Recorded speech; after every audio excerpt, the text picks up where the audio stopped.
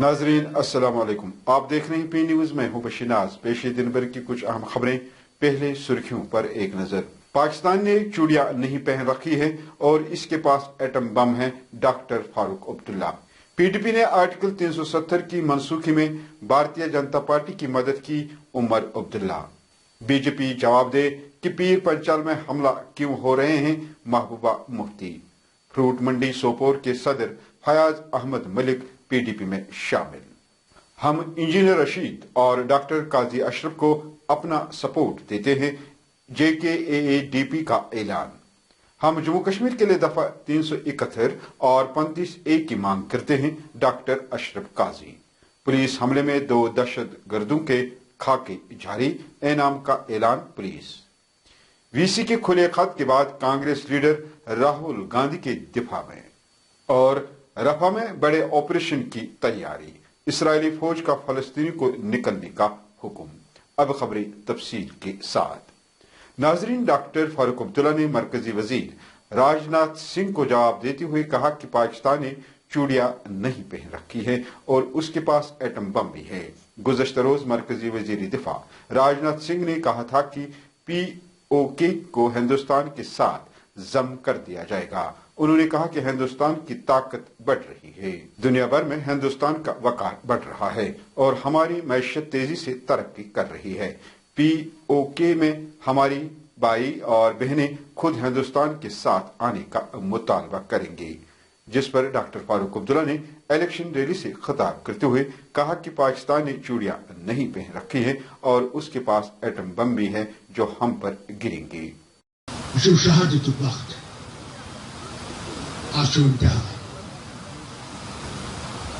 मर्द महोदय, जाग जरा।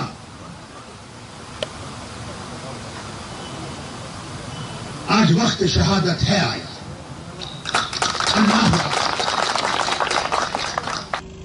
मेहरबानी करके नफरत की लड़ाई छोड़ दीजिए, नफरत भूल जाइए, क्योंकि मरना आपने भी है, मैंने भी मरना है। उसके सामने क्या जवाब दोगे? एक तरफ से जहन्नम होगा और एक तरफ से जन्नत होगी। तुम बताओ, जहन्नम पसंद करते हो या जन्नत पसंद करते हो? ये तुम्हारी मर्जी। साबिक वजीर आला और नेशनल कॉन्फ्रेंस के नायब सदर उमर अब्दुल्ला ने पीडीपी पर हमला करते हुए पीडीपी को दफा 370 की मनसूखी करने में बीजेपी को मदद करने का इल्जाम लगाया है। लंगेट कपवारा में एक इलेक्शन रैली से खिताब करते हुए उमर अब्दुल्ला ने कहा कि बारामूला लोकसभा हल्के से पीडीपी उम्मीदवार ने राज्यसभा में दफा 370 की मनसूखी के खिलाफ वोट नहीं दिया। उमर का कहना है कि जब आर्टिकल 370 की मनसूखी के लिए राज्यसभा में वोट दिया गया था तो वो कहां था? राज्यसभा में भारतीय जनता पार्टी की अक्सरियत नहीं थी, वो गैर हाजिर रहा। उन्होंने आर्टिकल 370 की मनसूखी के खिलाफ वोट नहीं दिया। उमर ने कहा कि पीडीपी उम्मीदवार वजीर आजम नरेंद्र मोदी की बराह रास्त मदद करने के लिए राज्यसभा से गैर हाजिर रहे। उमर साहब, कल फारूक साहब ने फिर जोर देकर ये बात गलत नहीं बोली कि जितना भी कोशिश करें लीडरशिप तब तक कम नहीं होगी जब तक प्रोसेस नहीं होगा। ये फारूक अब्दुल्ला साहब अकेले नहीं कह रहे। जिस साबका वजीर आजम को इसी हुकूमत ने भारत रत्न से नवाजा, उस वजीर आजम अटल बिहारी वाजपेयी साहब ने क्या कहा? कहा हम दोस्त बदल सकते हैं, हम पड़ोसी बदल नहीं सकते। पाकिस्तान हमारा पड़ोसी था, है और रहेगा। कभी ना कभी तो हम उनके साथ रिश्ते जो हैं वो दुरुस्त करने होंगे, लेकिन हमने हमेशा ये कहा है कि बाहर बातचीत के लिए माहौल बनाने की जिम्मेदारी वो दोनों मुल्कों की है। पीडीपी की सदर महबूबा मुफ्ती ने पीर पंचाल खिते में बढ़ते हुए अक्सरियत पसंद के हमले पर भारतीय जनता पार्टी को सख्त तनकीद का निशाना बनाया। हमले की मजम्मत करते हुए कहा कि जो पुरअमन और अस्करियत पसंदी से पाक थे, अब अस्करियत पसंद का हमलों का अड्डा बन गया है। महबूबा ने कहा कि मैं उन हमलों की मजम्मत करती हूं, लेकिन भारतीय जनता पार्टी को जवाब देना चाहिए कि पीर पंचाल खिता जो पुरअमन था, अब वहां हमले क्यों हो रहे हैं। महबूबा ने इन बातों का इजहार श्रीनगर में सोपोर फ्रूट मंडी के सदर फयाज अहमद मलिक, सैकड़ों सियासी और समाजी कारकुनों के साथ पीडीपी में शमूलियत के मौके पर किया। जो पीर पंचाल का जो एरिया था वहाँ मिलिटेंसी नहीं थी, اب بی جے پی کا یہ کمال ہو گیا کہ جو ایریاز ملیٹنسی سے فری تھے، جہاں امن تھا، چین تھا، وہاں بھی اس قسم کے اٹیک ہوتے ہیں، اور وہاں ہائی پروفائل جو آفیسرز ہوتے ہیں وہ اس میں جاں بحق ہو جاتے ہیں. تو یہ تو ان کو بتانا چاہیے کہ وہ جو روز کہتے ہیں یہاں ملیٹنسی ختم ہے، حالات ٹھیک ہے، تو پھر ایسے واقعات کیوں ہوتے ہیں؟ اس کی ہم کنڈیم کرتے ہیں. اور بڑا جوان آدمی تھا وہ جو آیا، اس کا ایئر فورس کا آفیسر تھا، بچہ ہے اس کا چھوٹا 5 سال کا جس کا برتھ ڈے ہونے والا تھا. بہت تکلیف دہ ہے یہ بات جو ہوئی ہے وہاں پر. ادھر جموں کشمیر آل الائنس ڈیموکریٹک پارٹی نے محبوب سیاسی لیڈر انجینئر رشید کو بارہمولہ میں سپورٹ کرنے کا اعلان کیا ہے. سری نگر میں ایک پریس کانفرنس میں خطاب کرتے ہوئے جے کے اے اے ڈی پی کے صدر رقیب الرشید نے سری نگر لوک سبھا میں ڈاکٹر محمد اشرف قاضی اور بارہمولہ میں انجینئر رشید کو اپنا سپورٹ دینے کا اعلان کیا ہے. یہ تھی کہ جو ہمارے ووٹرز ہیں، جو ہمارے فالوورز ہیں، ان کا ووٹ ضائع نہیں کرنا تھا. تو ہم نے سوچا کہ ایسے بندے کو دیکھا جائے جن کو ہم سپورٹ کریں، جو ریئلٹی میں جموں کشمیر کے لیے، جن کے دل میں جموں کشمیر کو آگے بڑھانے کا، جموں کشمیر کی بات کو دم ہو ان میں جموں کشمیر کی بات کرنے کا پارلیمنٹ میں، تو ان ایسے بندوں کو سپورٹ کیا جائے. تو بہت سوچ وچار کے بعد نارتھ میں ہم نے سلیکٹ کیا ہے انجینئر رشید کو، and in centre we are supporting doctor Qazi Ashraf. Engineer Rashid ابھی جیل میں ہے، کیا لگتا ہے آپ کو کہ کیا اس کی پوزیشن کیا ہے وہاں پہ جیل سے الیکشن لڑنا؟ کیا آپ کو لگتا ہے کہ لوگ اس کو سپورٹ کریں گے؟ اگر جموں کشمیر کے لوگوں کا، نارتھ کے لوگوں کا ضمیر زندہ ہوگا 100% وہ جیتیں گے.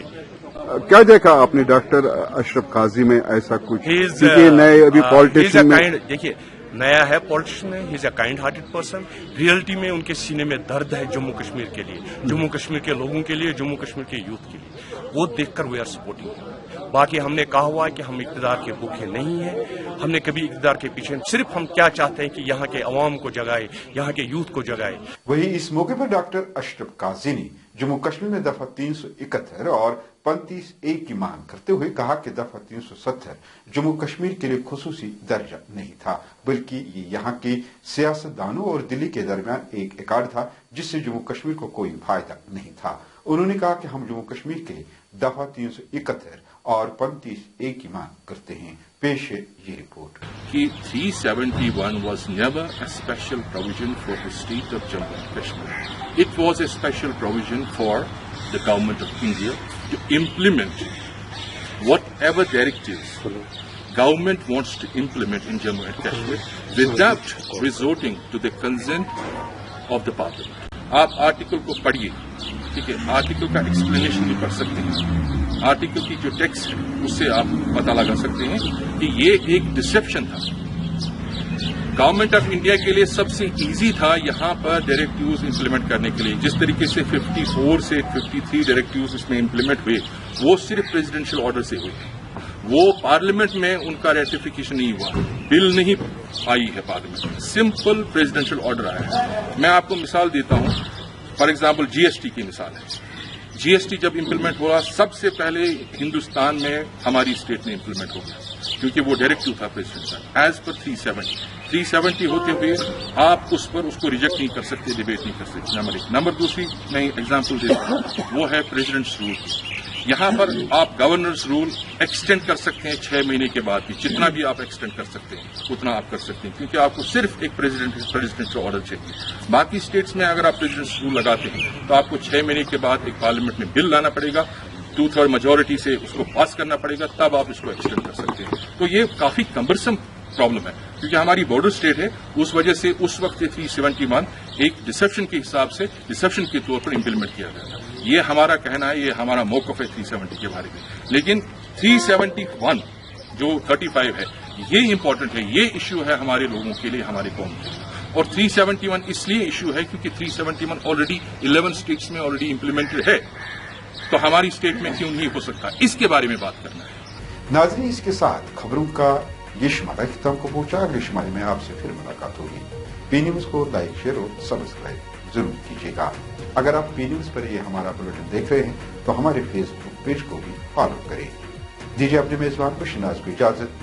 خدا حافظ.